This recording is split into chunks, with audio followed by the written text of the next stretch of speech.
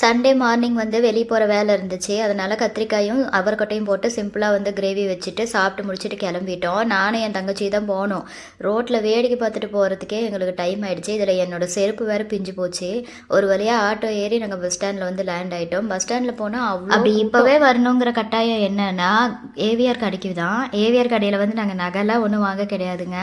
நகை வாங்குறதுக்கெல்லாம் நம்மளுக்கு ஒரு அதிர்ஷ்டம் வேணும். அந்த அதிர்ஷ்டம் வந்து இந்த ஜென்மத்தில கிடையாதுன்னு தான் நினைக்கிறேன். இந்த தோடு மூக்குத்திய தவிர்த்து வேற எதுவுமே வாங்க முடியல. சீட்டுன்னா என்னன்னு உங்களுக்கு தெரியும். 11 மாசம் நம்ம கட்டினா வந்து செய்கூலி சேதாரம் இல்லாத ஏதோ ஒரு பெனிஃபிட்டா வந்து நம்ம வாங்கலாம். எங்களால முடிஞ்சது ரூ. 1000 தான். ரூ. 1000 கட்டிட்டு அதுக்கப்புறம் கவரிங்க்கு வந்தோம்.